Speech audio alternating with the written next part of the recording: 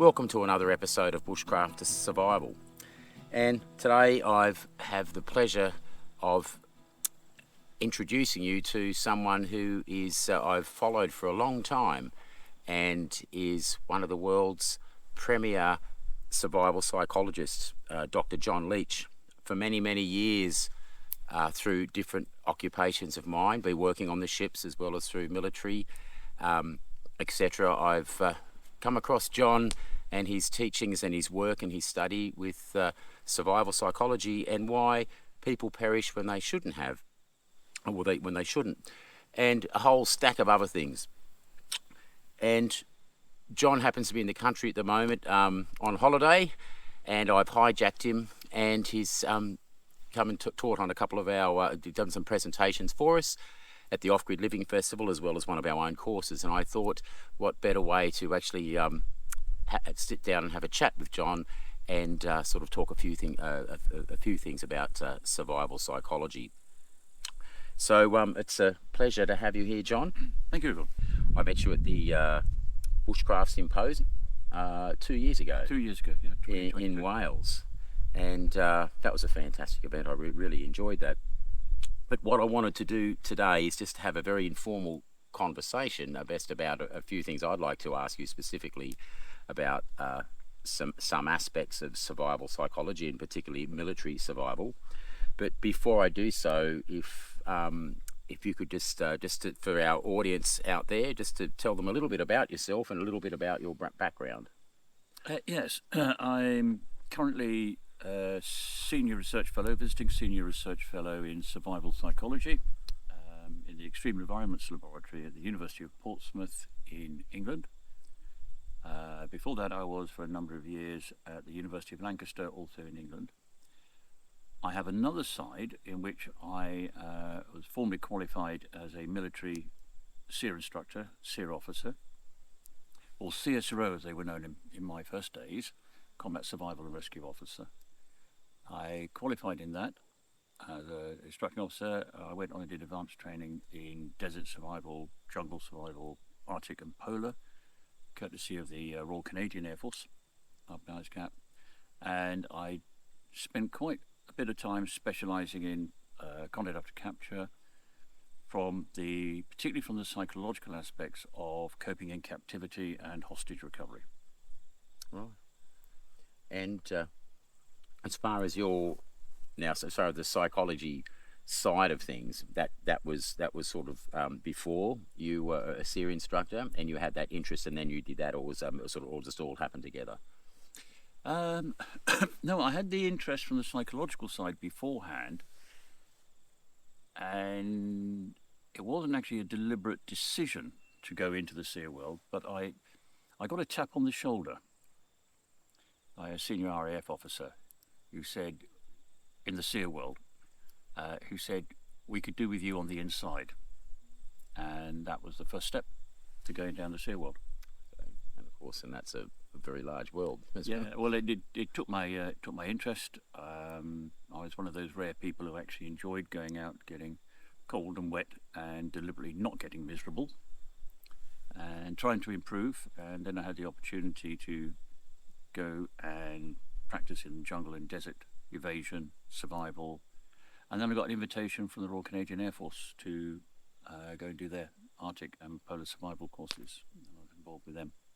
Well, I know for what we do, the British forces said to travel to all four corners of the globe in their survival training, so were really good, some great opportunities. And I first found your work when I was working as a trumpet player, believe it or not, on the cruise ships overseas. And when we had to do your crisis and human management and sea survival, which you had to do on the ships. Some of your work and videos and some of the documentaries you had done, I remember seeing your face and hearing of your teachings way back then. And once again, through my military experience, your name has popped up a number of times, and also through Ray Mears and a lot of the documentaries there, and more. I know it's more raw survival rather than the bushcraft side of things.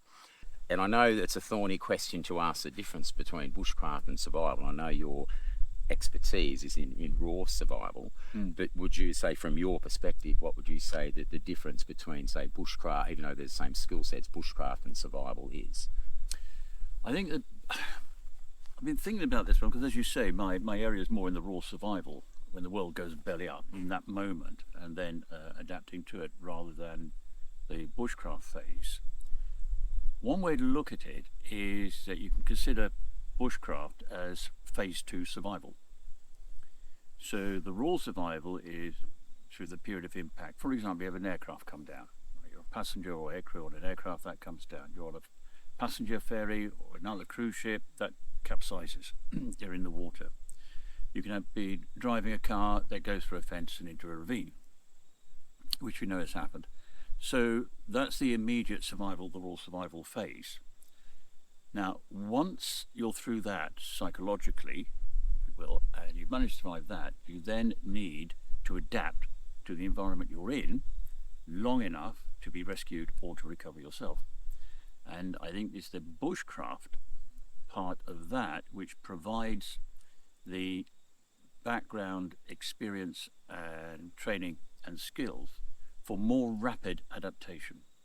In that recoil phase? In that recoil, mostly after the recoil. Okay.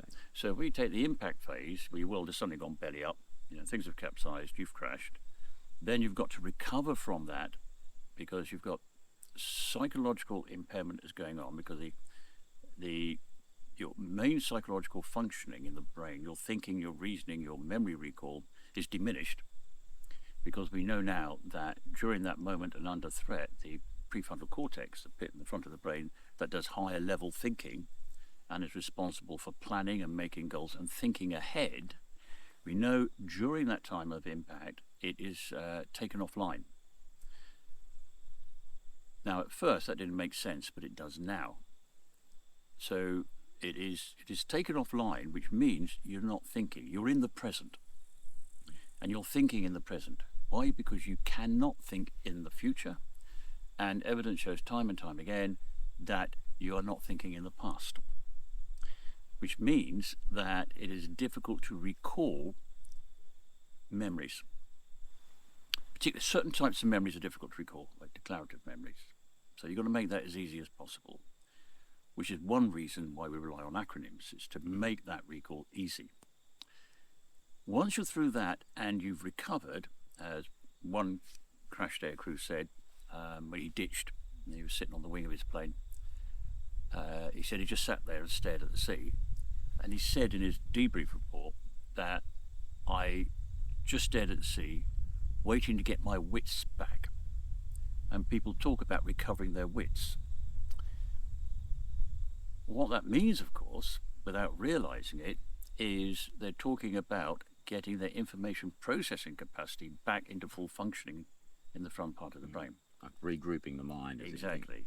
So these, these are standard terms. Oh, I needed to recover my wits and whatnot. Well, okay, what does that mean? It means we need to get the thinking processes back into full functioning. Once you have that, then you're in a position to start planning ahead. Although first it works the other way. You're in a position to recall memories. And that also means recalling your training skills. Now, some training skills will become semi-automatic and instinctive, such as putting up a shelter, getting a fire going if you've done it many, many times, and getting a brew going.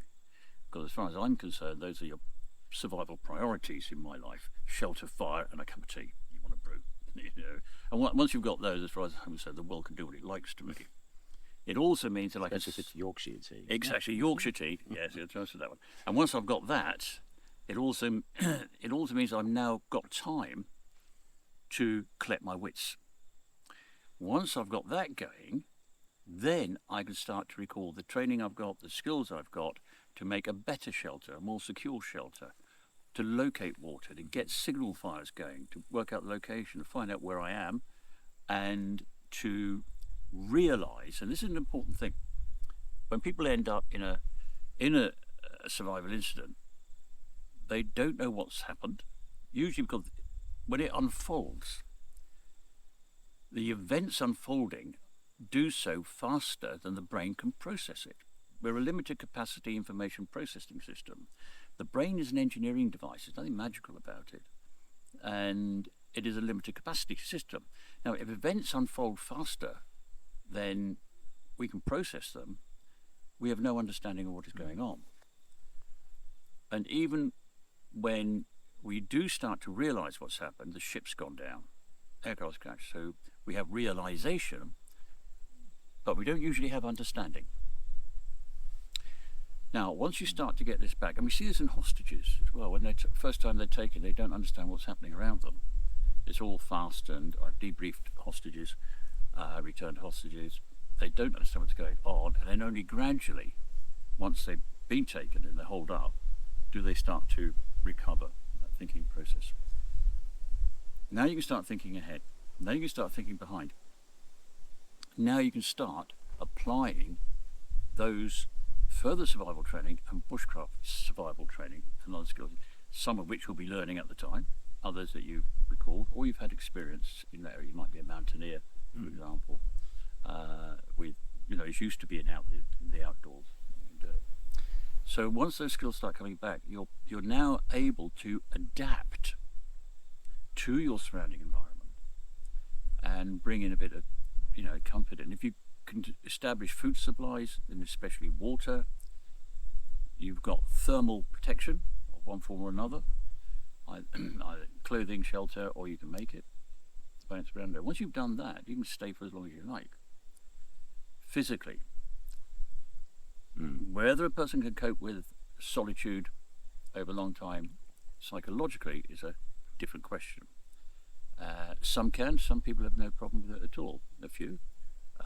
But on the other hand, you've got a few who will crack up very, very quickly. But then they don't tend to get out of the recall phase 3 hours to 3 days, basically what then, where their cognitive impairment remains degraded and there's no sign of full recovery coming from it. Now I'll go into the next one. So, survival, bushcraft, I would look on bushcraft as phase 2 survival. Life jackets and people not checking them during impact. No, that's right. And you'd been through a number of flights where the life jacket wasn't there. Yeah, 3 flights. Travelling with a life jacket. Yeah, but the life jacket wasn't there. And I was saying basically that the problem with that is that you're told people don't check where the life jackets are. They don't physically check. Now, not only do I want to know if I've got a life jacket, if it is actually present, also where it is under the seat. So normally it's between the legs where it has been, but now it's on the flight down, my life jacket was on the right hand side. So scrummaged around between my legs, it's not going to find it. I also want to know how to open it. Does it come in a plastic bag? Is it in a box? How access is it? And I always check the type of life jacket that the stewardess or steward is demonstrating during the safety briefing. Now, there's another reason for physically checking it, not just to make sure it's there, but if you're told the life jacket is under your seat, okay, you have that fact, it's in your mind, but it's loaded into declarative memory, what we call declarative memory for facts and recall. Well, as I mentioned a moment ago, is that when you're under threat, you get impairment in working memory, in cognitive function of the frontal lobes. You also have degradation in types of memory function. Now, memory, there's more than one type of memory, and they don't all degrade the same way. However, one of the most vulnerable memory systems is declarative memory under threat. So, if you store that information in declarative memory, and your declarative memory is not working when the aircraft's going down, you'll not be able to recall that information. One of your strongest memory systems is what's called procedural memory, loosely known as motor memory, that type of thing. So it's a memory for physical actions and motor. If you lean under your seat and check it, you're employing procedural memory.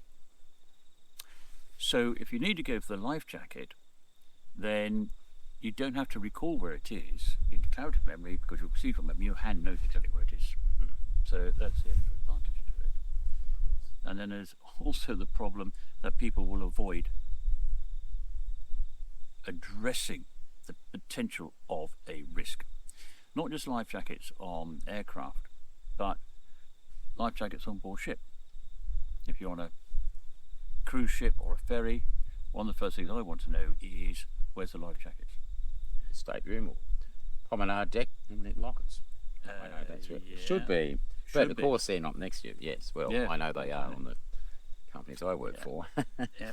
And I said to one person when I was on a overnight ferry, I attended the safety brief, listened to it, other people didn't. I think it was a rugby match on at the time, Australia versus I didn't know where, but everybody was engaged with that while the safety brief was going on. And when it was over, I turned to the person I was with and I said, where's the life jackets? I can't find the life jackets. I'd identified the boat, the lifeboat was out, which was our station, couldn't find the life jackets. I said, where's the life jackets? And she said, I wouldn't worry, if we need them, the crew will give them to us. No. If we need them, I want to know where they are before we need them. Because you cannot prepare for the unexpected when the unexpected happens. Of course, it's too late. Exactly, and I want to know where it is. And eventually, it took me quite a long time, but I did track them down in the cabin. But they were well and truly out of sight. So it's that point of engaging with it. Other people will not just ignore it, but they actively go out of their way to deny that anything untoward is likely to happen. That nasty unexpectedness is going to dump on them. They'll go out of the way to deny it. And there used to be saying, my granny was bad for this. You were making suggestions about something like that, and she would say, don't even think about it, because if you do, it will happen. Okay. Now, on one side, so we're talking not denial here, but on the one side,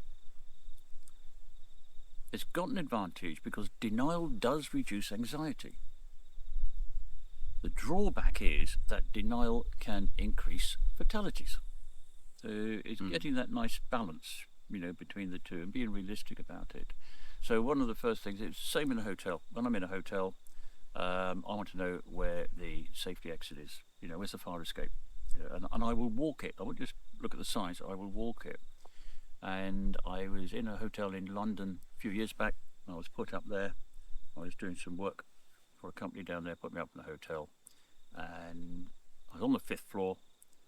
I dropped my stuff off. Right, where's the fire exit? I saw the fire exit sign, the green sign with the running man and an arrow. So I followed it round, and there's another one, fire exit, followed it round.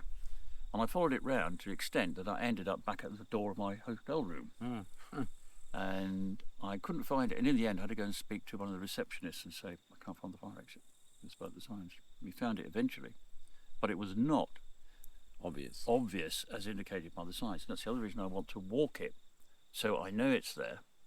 And if I'm walking it, then it's going into procedural memories. So I know, do I turn left or do I turn right? But I have to think about it. Because when you're in a survival incident, A, you rarely have time to think, and B, you're often incapable of thinking. So you get it embedded first. And it doesn't take long. No, it's it makes me. I mean, I particularly after reading check underneath the seat. I mean, I've never had a seat that doesn't have one, but even if it's wrapped in plastic, some are wrapped in plastic. That's still another layer. It's an emergency, and of course, just like with helicopter underwater escape training, where you put your hand towards the exit because things go tits up, literally in that sort of environment. Of course, and as a soldier, doing the things that we used to do is just the way you train is the way you act, and do a lot of martial art. You train to pull punches, and particularly under stress, you will. I suppose like a training scar. I remember a story that we were told, and I saw about it's in the States, someone that had trained to in their disarming manoeuvres with people with pistols at close range, trained to disarm people. But in training, after disarm, you always give the weapon back, and then the other side has to turn. And it turned up that this police officer was apprehended someone that was actually a robber in a corner shop or something like that, and he actually disarmed this criminal, but then gave the weapon back, and the guy shot him. The training scars, like the way you train is the way you react. I know this is slightly different, but I guess some of the things like people going to, like in the case of the Manchester plane crash, things like that, people died because they went to get their luggage because that's what they're told to do. So what they're told, the way they're trained, which is a training scar, really, I suppose. But it's not just the Manchester, the fire on the Manchester aircraft that was on the ground that lost a lot of lives because people were taking it out. This happens many, many times, and it's a common complaint in airliner evacuations. So, evacuate the aircraft. What's the first thing people do? They get up and take the luggage out of the overhead bins, clogging up the whole system. Fire and smoke coming down the fuselage and all that. Why? Because that's what they always do. And in fact, in a normal situation, you come off the aircraft, the announcement comes up, don't forget to take your luggage back. So they do that. Now, so they're told not to do it, just evacuate the aircraft. But to do that, because that has become routine and habitual, that behaviour is dominant and it needs to be inhibited before you can enact the correct behaviour, which is getting off the aircraft as quickly as possible, worrying about luggage later. Now, another problem with that is that the inhibitory component in the brain is again in the prefrontal cortex. And it's one of what's known as the executive functions, so it has executive control over our behaviour. It's one of the subcomponents of executive function. And it's in the prefrontal cortex, but as we've already identified, under threat, the prefrontal cortex is taken offline to an extent, not completely, and it affects different people in different ways. But the executive component responsible for inhibiting that automatic behaviour, that stereotypical behaviour, is itself inhibited because it's not activated. So you cannot inhibit it. And even one report I came across of exactly that. People taking the luggage out the bins, going to the emergency exit. There was a stewardess at the emergency exit getting people out, turned up with the bags, and she said, no, you can't take your bags off, just get out. So they turned round, tried to get back down the passageway to put them back in the bins. Oh, yes. And that was in the full documentary investigative report after the crash. So yeah, that's another problem. It's a case of coming through that, and you will do. It's stereotypical behaviour, it's called, and you see it time and time and time again. And if you take that's similar to like this decision paralysis, or is it a form of decision paralysis? Because they've made a decision to do something, it just doesn't make any sense. So it's the wrong world. It's not really. Well, no, they're not making decisions. They're relying on the behaviour that they always have, that's stereotypical. If you take the case of the Twin Towers attack in 2001, there was the forensic reports, the investigative reports, and the behavioural autopsies of people's behaviour during that were quite well studied.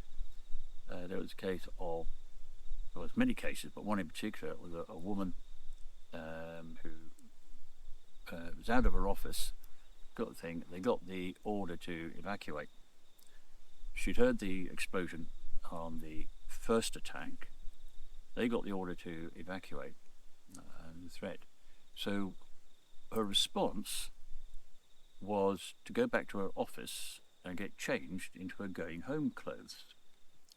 Because what she would do, she would cycle in the morning, go up to her office, get changed into her work business suit, and stuff, do her work, and in the evening she get changed into her jogging kit and stuff and go back. And afterwards she survived, but afterwards she said, in a debrief, to this day she still does not understand why she did that, because it put her life at risk. You've had other people the same in the official reports of two men going back to their office. One went back to collect his phone, and one went back to switch off his computer. Why? Because that's what he always does at the end of the day. So we rely on routine in our lives. So we have, because the brain is a limited capacity processor, we can only concentrate on process information in limited areas. So to support that, we free up that processing space by organising our life around routine schedules. If we have routine schedules and routine behaviours, then we don't actively have to think about them. So Monday to Friday, go to work, we have a routine. Most people have a routine in the morning. They get up at a set time, make their tea, might have breakfast, whatever, shower, shave, and then they go into go into work, and then afterwards it's the same. And they can be doing that in the morning whilst their brain is engaged on what they're having to do at work, whether it's meetings or paperwork or any studies they're doing or whatever the nature of their work is. So they're actually thinking about the day ahead whilst they're doing the routine stuff of having a brew, getting shaved, getting dressed and so on. So we do rely, our lives rely on establishing sets of routine procedures and behaviours. Which is why in the military where it's a survival or just there's a drill where we drill things so that as far as skills are concerned, you're drilling those skills so that you don't have to think about them, so that they are second nature. Exactly. And so then, of course, you're not thinking. You're doing it because it's a procedural drill that you've just done over and over and over again. That's right. And it's particularly on the survival side, and in the military especially, it's what I've always called survival by numbers. Mm-hmm. No, 1, 2, 3, 1, 2, 3, 1, 2, 3. Get in, and I was talking to a Royal Marine in Iraq 2003 because I was recalled from my university post, and I was put back into uniform and sent out to Iraq in 2003. And it was down in Basra during the war phase, and it was in Basra during the war phase, and they'd just taken the port, the harbour, Yes. the port. Got a guest here. Hello, Holly. Hello. Hello. Yeah, they just taken the port, and there was a young Marine, and at Basra, he was involved in the assault, and he was saying to me, it wasn't a formal debrief or anything, we were just having a chat over a brew, and he was saying to me, he was on the lead up to it, but he was waiting. They knew they were going to go in for assault. They knew it was going to be heavy resistance because the Iraqis did fight hard at Basra port. And he admitted, he said, "Yeah, I was worried. I was anxious, and I was a bit worried there as it built up." He said, "But once we got the order to go in," he said, "all that went, and it was just all our training came out." He said, "I didn't have to think about it.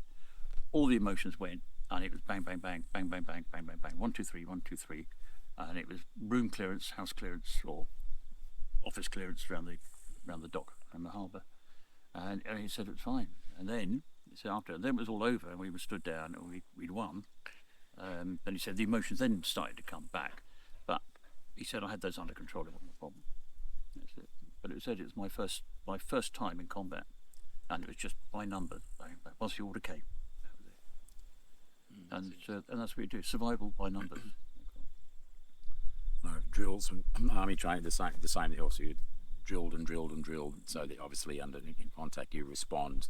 So you're not thinking, you don't have time to think, but it's just the same thing over and over again. But properly drilled. The same with martial arts. Techniques at work, realistic, so they're retainable, functional, retainable under pressure, and so you don't have to think about it. Well, same with helicopter underwater escape training, and I did a lot of early work with a colleague of mine, Dr. Sarita Robinson, who did a lot of work with helicopter underwater escape, looking at people's behaviours there.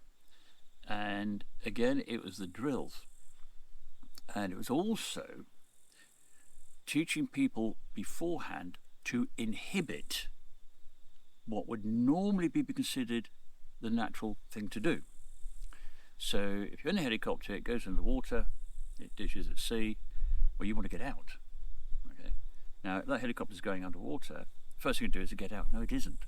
Because you go out, pull your life jacket, you go up, those blades are still turning.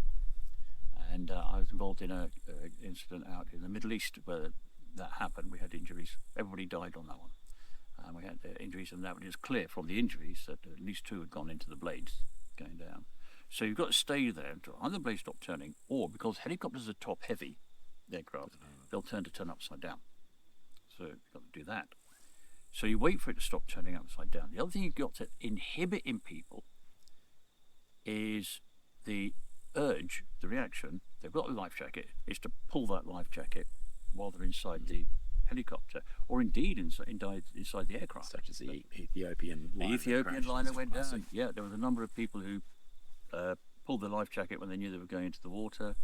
The aircraft, if I remember correctly, it broke into 3 parts, and once it was inflated, they couldn't get out because the life jacket had just pinned them to the underside of the cabin in that, and they drowned unnecessarily. So you've got to inhibit them putting that until they're outside. So it's not the natural one. And the other thing we noticed, you look at the behaviours, they're going back to stereotypical behaviour. The first couple of times that they go through the helicopter underwater escape trainer, the tendency is, when they release the seatbelt, is to go there. Mm-hmm. Why? Because that's what they do when they're in a car. So they try to undo their helicopter safety harness, which buckles there, by leaning over to the car one. Why? Because that's what they always do. And they've got then to inhibit that old stereotypical routine behaviour and create the new one that's going to be there. And that's the point of training. That's training by numbers. So you're actually training people to inhibit what would be considered natural behaviour given what they've learned through experience, right, in cars, and to replace that with adaptive behaviour that will assist them in getting out. And I've debriefed in my time a few aircrew pilots, helicopter pilots who have ditched. And I spoke to 2 a little while ago. One was military, one was commercial, and they ditched. And one said to me, he said I can't remember going in. And he said, but I must have done everything right, because the next thing I knew, I was on the surface and my life jacket was inflated and I was clear of the aircraft and everything was in order. The things that he needed to undo was clearly undone. And the second one said to me, I knew I was going down, I prepped for it. He said, as soon as the helicopter hit the water, it was just like being back in the tank. It was just, I had all that experience came back, and it was not a problem at all. So you could recall it. Again, so that's your stage 1 survival, that's your raw survival, is getting through that, because you don't have much time. Then you get through the recall phase. Then you can get into the bushcraft phase, stage 2 survival, if you like, which is where you're now in the position to think, and you're now in the position to adapt to the environment you're in, with jungle, desert, woodland, forests like this, or even maritime environment, which is one of the most brutal in my book. Or, polar bear. So you're now in that position to adapt to that. And if you've got those skills embedded, and that training embedded, and it doesn't take that much to work, then you have a much greater chance of increasing your survivability and then coming out the other end. And I say, people think it takes time, a lot of time and training and everything, and basically it doesn't. Again, if you look at helicopter underwater escape training, the people do not have to go through many trials before they've actually got the hang of it. It does come quite quick. The first 2 or 3 are a bit frightening. I also remember parachuting when I used to jump out of these things. Yeah. Even when you're going with your chin strap, cape or belly band, I still remember those drills. You do it because it was drilled into you that much. But I remember your awareness count. You've got a big load of equipment and you jump out of the back of a C-130. And of course, static line, you're meant to do an awareness count. 1,000, 2,000, 3,000, going to be okay. All around steerage. I don't think I ever did the awareness count. You're always going, oh, thank God for that, it's open. That's what you're thinking. But it's all those seconds, and you're not thinking about any of those things. But okay, you did everything right, and then you go through your drills, and great, now I can enjoy the 50 seconds I have before I hit the ground. But those things, and jumping out of that aircraft at the time, those few seconds, I never remember those seconds. You just said yeah. A couple of points here. There has been some research done with parachutists on that thing. The Swedish team researchers looked at those as well, and they found actually memory impairment for remembering and recalling in parachutists at the time. And they published on that, and I've done some work myself out there on parachuters, where we looked at novices who were doing their first or second job, and we looked at experienced parachutists, and these were people who had 2, 3, 4,000 free fall jumps under their belt, very experienced, and many of them were actually instructors in parachute to novices. And we did a comparison specifically looking at working memory. Working memory is your operational memory system, so it's short-term operational thing that does a processing of basically the conscious thinking that goes on. It's processed in working memory, and we probed that. And the hypothesis was that, well, we were looking to see if we got impairment. Was there actually impairment, which the evidence I had suggested there would be, so we tested it. And my prediction was that we would see, prior to the jump, just before they exit the aircraft, we would see impairment in working memory in the novices, significant impairment. I expected to see a little bit of impairment in those with 2, 3, 4,000 jumps under the belt already, but probably non-significant type thing with their recovery. In fact, when we analysed the data, and what we did, we tested them on a non-jump day, we tested them on the ground before they went in the aircraft, we tested them just before they exited the aircraft, and we tested them on the ground shortly after they got, so they landed on the ground, they made the drop zone, and they then they cleared the drop zone for safety purposes. But we normally have them tested within about 2 or 3 minutes of landing. So we got them there. Two of these findings, which I wasn't expecting, was excuse me, was that the novices, just before they exited, the novices and the experienced parachutists both showed significant impairment in working memory function, and to the same degree. So there was no difference between them. So that was the first surprise.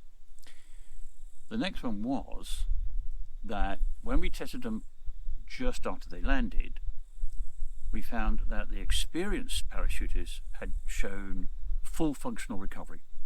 So their working memory processing was back to normal functioning when they were immediately on the ground. Whereas the novices still showed significant impairment in working memory function after they landed and for some time afterwards. That's interesting. It is interesting. Now, this is two things, because what is happening is that the brain is registering a threat. Okay, you're experienced, you got 4,000 jumps, okay, but this might be the wrong jump. So you accept there is an inherent risk, but you've accepted it. So you've gone there, these are sport parachutists. So you've accepted that risk and you've gone for it. But that could be the wrong one. Now, what it's also saying is that our findings that the prefrontal cortex, which houses working memory, is taken offline under threat, the brain is still automatically registering a threat. Sees the ground,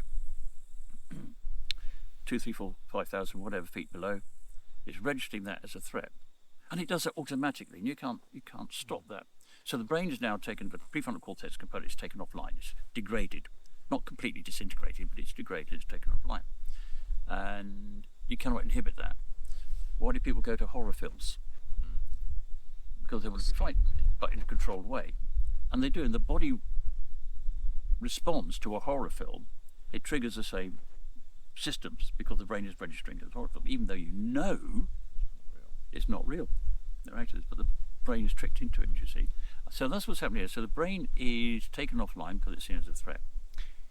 However, once they're out and they've gone through the drills and they're on the ground, the prefrontal cortex is rapidly returned to normal functioning in the experienced people.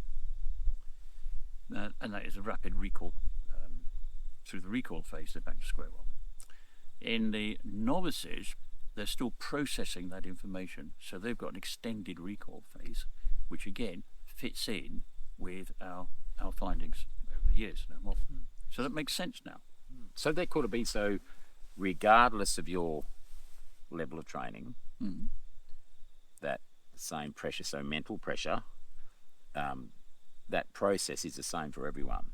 Yep. But for someone that has lots of training, their recovery is far quicker. Yes. So their reactions to that emergency are likely to be the same or different, or they're saying, or maybe they've got the correct reactions, but mentally, physiologically they're under stress, and all the same things as someone without any training has. So they're the same. It's their recovery phase. It's different. Yes.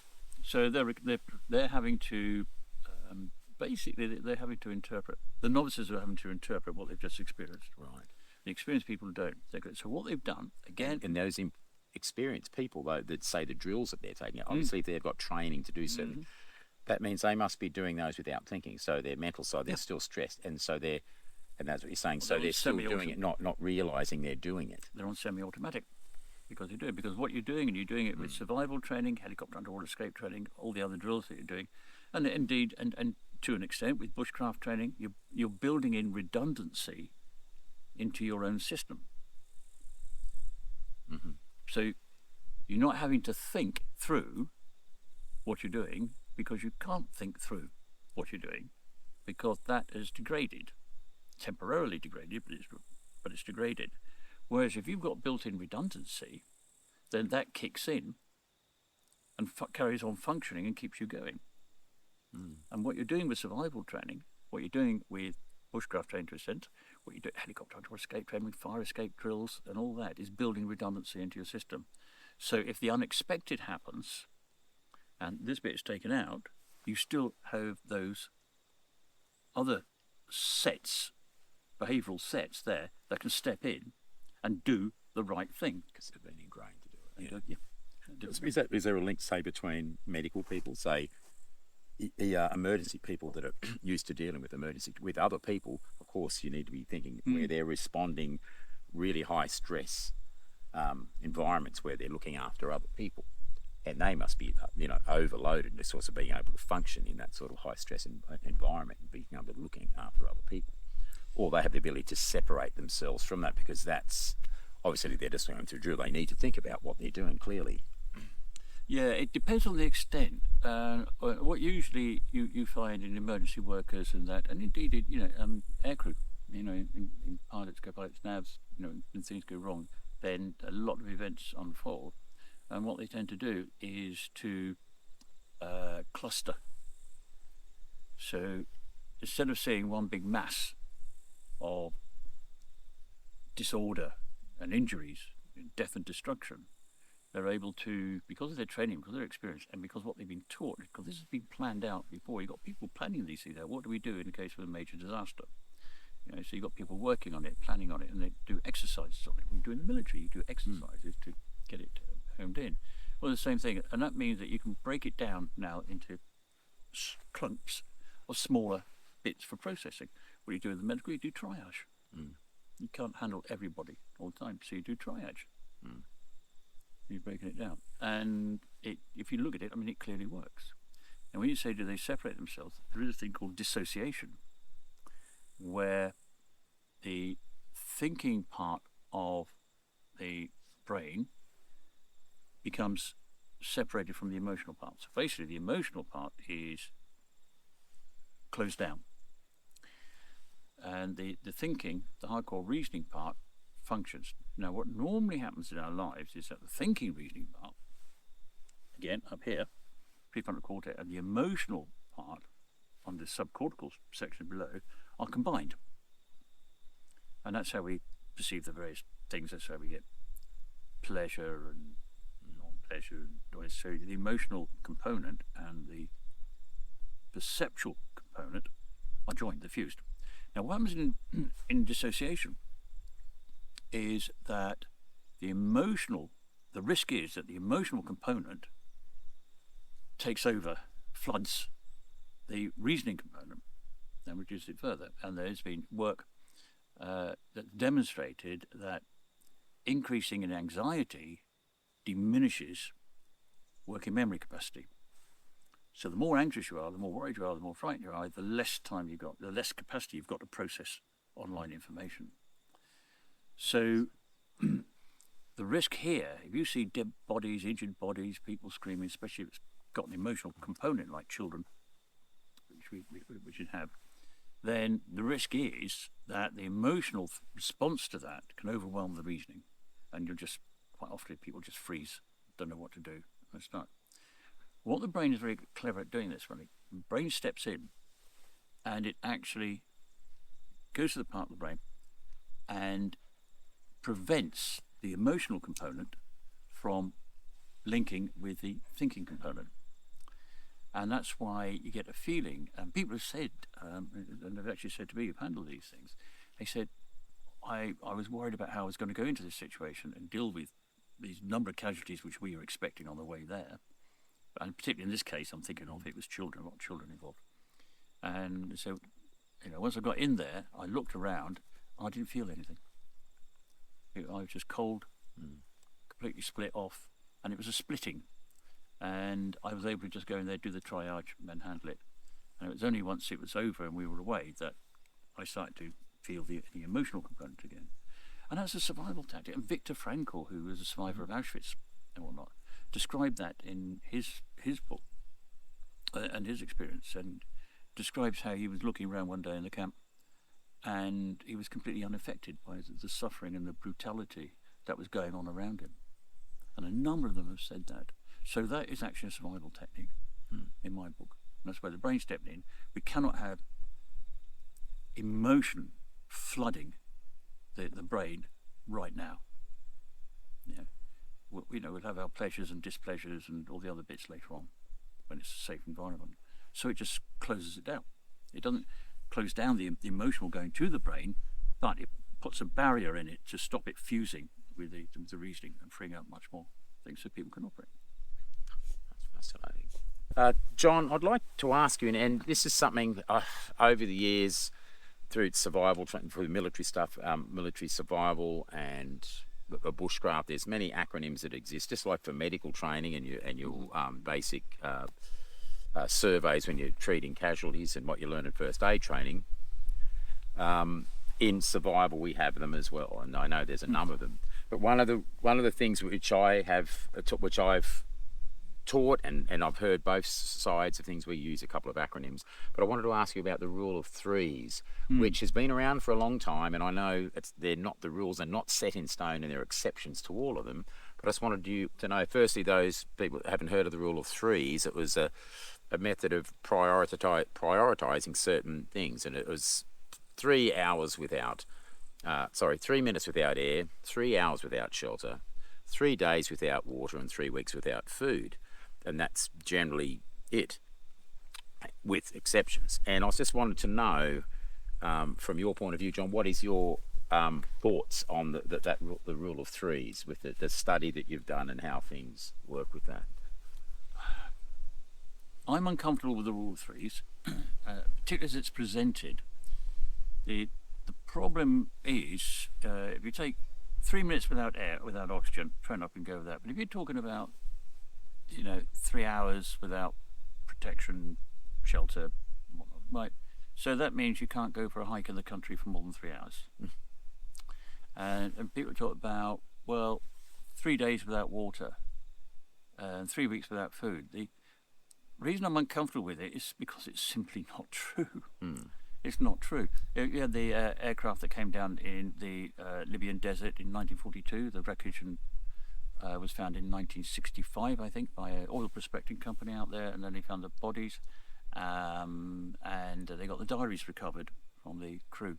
All had perished, but it was clear that they started walking from the aircraft and trying to cross the desert without water, and the longest one who survived lasted 11 days. 11 days in the desert without water, according to his diary and his logbook. So you can go for more than 3 days without water. If you're looking at going without food for more than 3 weeks, then I say just look at the hunger strikers. You look at the hunger strikers that took place in Ireland. They were going for 2 months, not 3 weeks. There was records of the political hunger strikers in India in the early 1900s who were protesting against the British Empire in that. They were not hunger strike. And, one's on record there for surviving over 100 days and fully compos mentis. They were still capable of lucid thinking and reasoning which is one of the reasons that when studies have been carried out by medical officers, and these hunger strikers in India were supervised by British medical officers, and who kept a complete document of them. So the point is, 2 points here. First of all, it's not correct.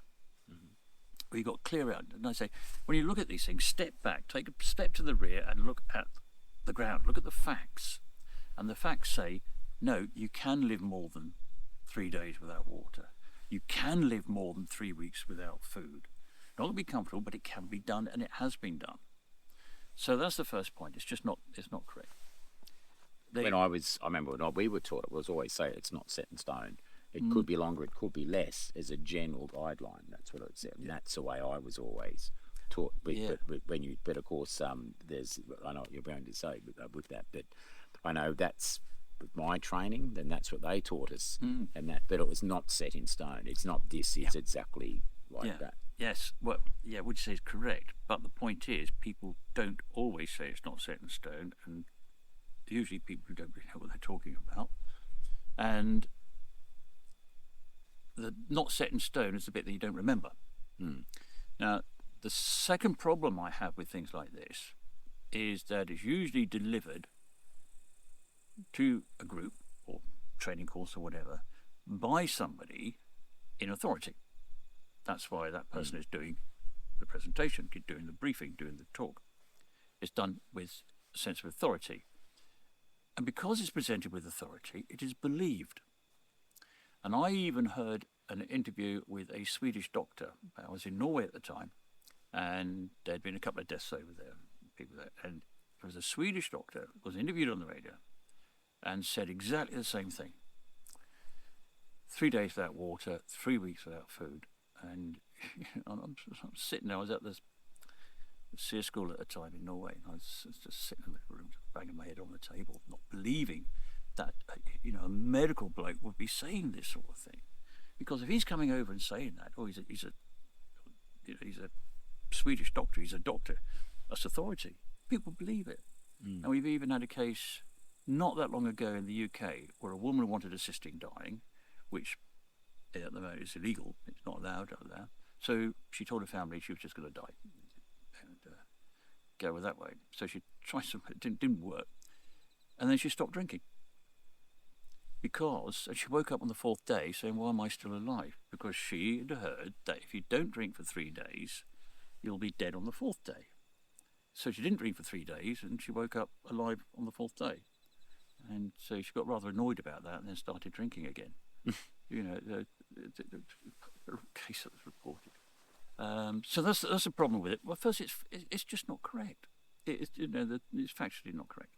And secondly, it's delivered as a sort of mantra, dogma is the word I want. It's delivered as a sort of dogma by someone who's seen to be in authority. And then it gets believed at the other end. And I remember that's what I was taught as well. And we were taught, Yeah, and the danger with that is when people get so they're stranded something like this, they're not getting food, don't know what they're doing, they've been on the ground for 3 weeks, and they know that now they can't live without food for 3 weeks. So mentally, they're now preparing themselves to go downhill. And if you're prepared mentally to go downhill, you will go downhill. So that's the problem I have with this. I suppose people want an answer, and of course they're accepting up in Northern Australia. People perish, less time than 3 days without water if you're already dehydrated. But people go a lot longer. I was wondering, why do those things? It's like everyone wants to shelve and put something in a box. So, and I know, say an acronym like the PLAN acronym, or I don't know, protection, location, acquisition, navigation, and as a SEER school, protection, location, water, then food. And in protection, of course, you've got first aid, clothing, shelter, fire. Yep. Then water, then food. But there's no time parameters saying if that's. So I guess that's the case. The only consider the navigation. Is there any your thoughts? And that's a much better acronym. Of course, acronyms, unless you know what they mean, it's just a flat check. That's all. What's your view on those? Acronyms. I think they're good things. The danger is when somebody comes up with a memorable acronym and then tries to get the information to fit the letters. But on the whole, yeah, if it's one of those things, I say, if it works for you, use it. If it doesn't work for you, don't use it in survival. It's like prayer. You know, when you find a survival situation, people resort to prayer, which is quite common. Others don't. Some swear by it, some swear against it. But it's something that comes out there. And I always say, when it comes to prayer or rituals, in a survival situation, instead of if it works for you, use it. If it doesn't work for you, don't use it. Another thing, the idea of acronyms is that you come up with something that is easy to remember. And because it's easy to remember, it's easy to recall. And once you've got PLAN, what does it mean? Well, once you've got it, everything else will fall into place. Okay. And rather than trying to recall loads of information, which we're very, very difficult at the best of times, under stress when your thinking capacity has gone like that, whereas you can refer to something like plan. And if you look at aircraft, pilots, when you're doing your checks, pre-flight checks, taxiing check, and you've got your checklist, a lot of those are in acronyms or semi-acronyms. It's almost an acronym, but not quite. But it's memorable, and that's the point. So it's a tool to aid your recall. And if it's aiding your recall, then I'm all for it. All for it. And so where I'm a little bit wary is when people fudge the information to make it fit, the acronym, that sort of thing. But on the whole, I mean, things like plan, I'm quite happy with that. That, mate, I remember one of the other ones who I was taught, which I can never remember even when I'm not stressed, was there was an acronym for survival. I can't remember what it was because I never remembered it. But I found the same thing was overly complicated, where something like plan is simple, and it's yes, you have to remember protection, first aid, clothing, shelter, fire. It's that order, and of course, but there is no time frame, and of course that isn't set in all. So that was really interesting, and I took that as well. So it's actually really good, and you're always learning new things, and that makes a lot of sense. And it's it's just one of those things, and I've been guilty of that. So, and learning that, so it's really nice to hear some of those reasons why, and of course, just being able to question things, even and when you've heard it, and I've heard things from very reputable sources and books where it's there, and you think, okay, but when you actually start, there of course there are exceptions to every rule, I guess, and I suppose the same thing would happen medically. With this, your time without air and without blood, there are people that defy the norm, so there must be those sorts of things as well. But with the general time frame, but that's very, very, very interesting. Yeah. Well, I remember years ago with a sergeant running the first aid course, keeping things as simple as possible. What are you doing? KISS rule. No. He said it was another acronym. No, it wasn't. Yeah.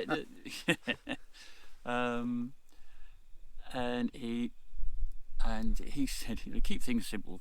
It was basically just you did a patrol medic short introduction to combat medic things on that. And he said, right, remember, just keep things simple. He said, air goes in and out, blood goes round and round, oxygen is good. I've never forgotten that. Yeah, that's it. Yeah, it's simple. Yeah, KISS. The KISS. Keep it simple, stupid. The KISS rule. Yeah. I always remember, even on the ships, the oil. Organise, inform, lead. Yeah. And sometimes I see the actually inform is the one thing that I find that breaks down a lot of the time. People don't know what's going on, and they freak out. Now I see that's one big thing I see regularly with the process of information stops.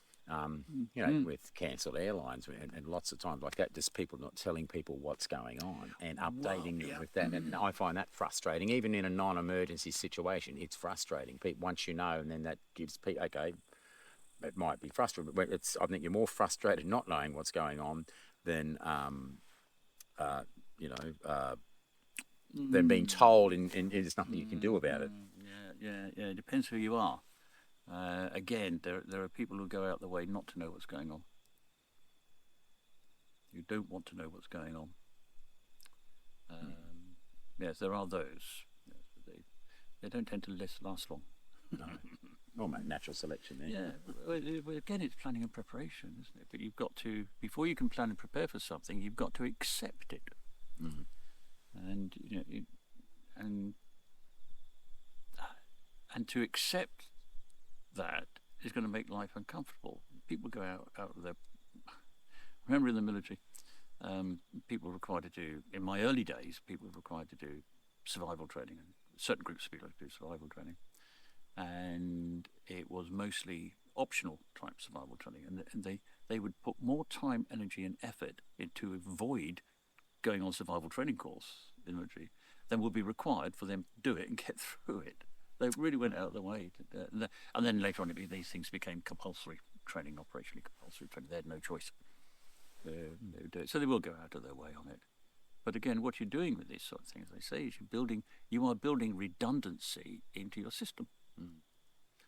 And John, just because we've run out of time, because we've got a course starting soon, actually, and hence while we're under the parachute, the last thing I just wanted to ask you is, say in a nutshell, we all heard about that, the will to live, and of course that, and there's some, and obviously and your thoughts on that, and we're obviously all the won't to live. And I know that's a pet peeve of yours, and it's just making it's like, you can't take here's a tablet of a will to live, and you'll be right. So can you just talk about a little bit of that and the fallacy with that statement? I wouldn't necessarily call it a fallacy as such. The problem I found with it, going back to my very early days, I was interested in what makes a survivor. What makes a survivor? And what doesn't? What's the difference? Because I thought we can identify those particular characteristics or those factors that enabled a person to survive when so many around them died in the same incident, then we should be able to distill those and use those to inform training doctrine. That was the idea. And in my early days, I debriefed survivors. I did, a number of them volunteered for psychological profiling, screening, psychological examination, and I was comparing those with non-survivors, because this is a problem in my work. The people I really want to speak to are those who died, and that's one of the anomalies I have. But comparing it to general population, and then I did that for about 2.5 years, and I got absolutely nowhere. I could not find anything that stood out that marked the difference. And it would usually be told that why did this person survive and this beast didn't? Well, he had the will to survive and they didn't. Now, two main problems with this. Firstly, it's self-referential. He lived because he had the will to live. They didn't, because they didn't have the will to live. Secondly, the will to live explains nothing. All it does, it explains it away. It doesn't explain it. So it's explained it away, but it hasn't increased our understanding. And as I said many times in my talks, if you read a book or a pamphlet that talks about the will to survive, read that, then go back to the beginning, replace the words will to survive with the words white magic, and you get exactly the same level of understanding. Why did he survive? Oh, white magic. Oh, okay. And he didn't have it. Now, I realised then that I'd been asking the wrong question. The more I looked into it, because at the time I've been studying historic survival incidents, current survival incidents that were unfolding whilst I was studying it. And it was, when I was at the university, I taught a course on Beyond the Blue Horizon under cognitive function and dysfunction under duress. And one of the tasks I'd give the students, instead of an essay, they had to prepare a behavioural autopsy on an incident that would happen during the 10-week term course. So they didn't know what was coming, because I didn't know what was coming. And then they had to identify and do a behavioural autopsy on that. And I was doing all that, and what I found was, even after 2.5 years, my knowledge of survivor behaviour and psychology was increasing. There was no doubt about it. My knowledge was increasing, but my understanding wasn't. And as I say, I realise I've been asking the wrong question. The question I've been asking is, what makes a survivor?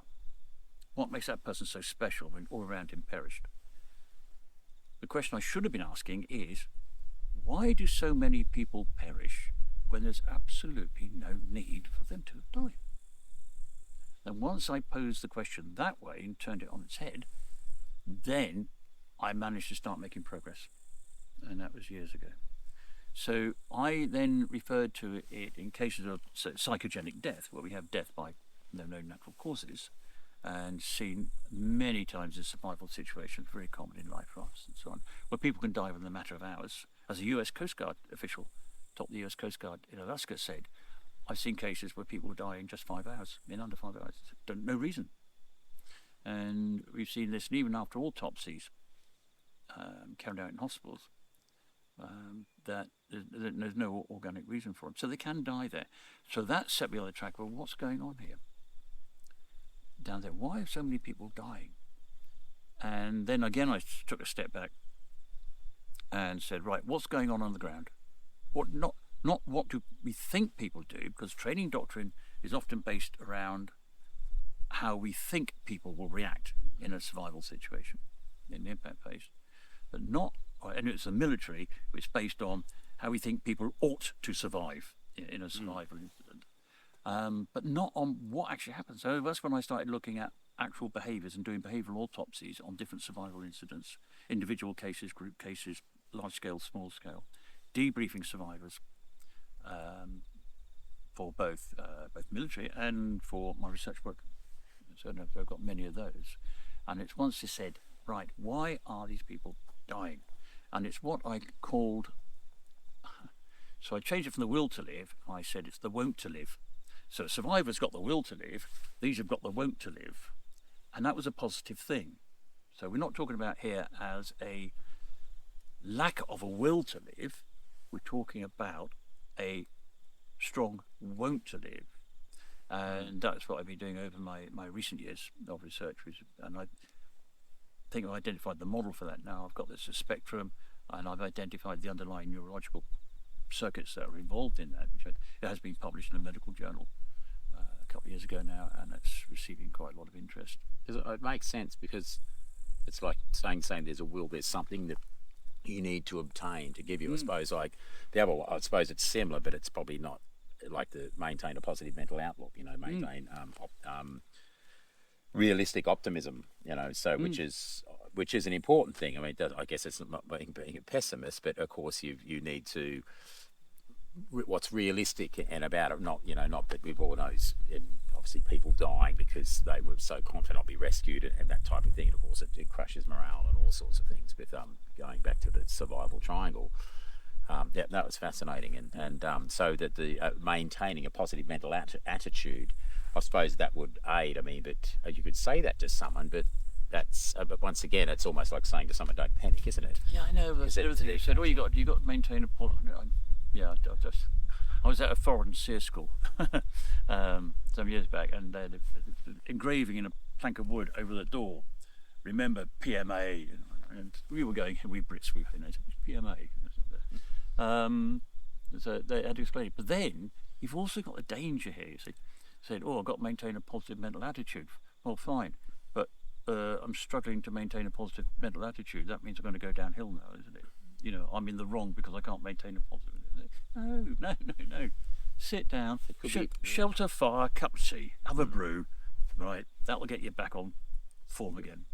Perhaps it could be said as like, keep your sense of humour or something like that, if you have one. Well, again, see, that's an interesting one if we've got time, because sense of humour, both the appreciation and the production of humour, prefrontal cortex.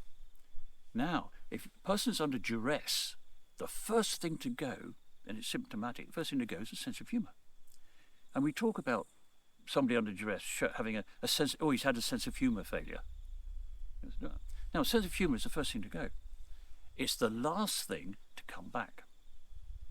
So you're in if you're up to your neck in muck and bullets, and everything, the world's gone upside down, you're with some mates, and somebody comes back, and then you start getting a sense of humour back. That's not going to come back until this lot is fully back. I suppose on an emotional sense as well, with emotional, obviously you lose, you're upset about whatever it is. That's tends to go, so there must be some correlation there. And I also know from certain mundane tasks are really difficult. Of course, it's always that morbid sense of humour. Some of the things that actually carry you through selection. Yeah. So, and I know I've got quite a warped one, but I know just selection and all those sorts of things.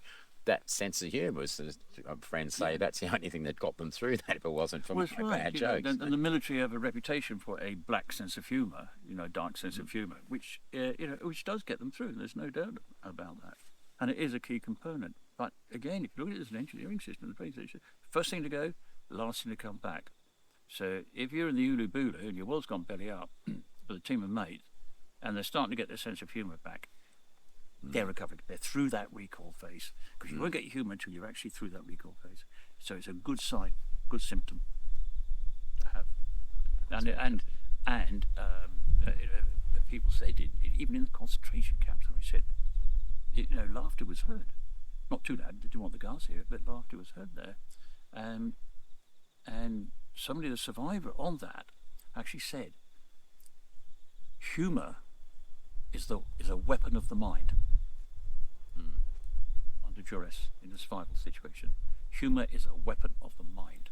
And it is in my book, it is a survival tool. Providing it's not a vindictive one or a malicious thing. Different types of humour. Black humour, sordid humour, yes. And it's not malicious or vindictive, because that is counterproductive. But otherwise, a bit of banter, bit of humour, a bit of dark humour that the service people are very good at. Yeah. No, it's a weapon of the mind. Well, John, we're going to have to cut it there. We've got a course starting very shortly, but it's been fascinating. So we've got time for a cuppa. We certainly have. It's been on there to make it. We've got the fire, we've got our shelter, we've got our fire, we've got the ladder, so we just need our brew and a couple of jokes before everyone arrives. My survival priorities, shelter, fire, brew. Well, it's been a pleasure. Thank you very much. Thank you very much, man. Thanks for the invite. Looking forward to our chat tomorrow. I wish you could all see John's chat tomorrow. It's fantastic. But I'm going to supply links to the Bushcraft Symposium. It was the year before last, which is 2022, and John did a beautiful 1 hour talk on it's very similar things to what we're talking about with the aid of a PowerPoint presentation. It was fantastic. So I'll see if we can give you some links to that as well. That was fantastic.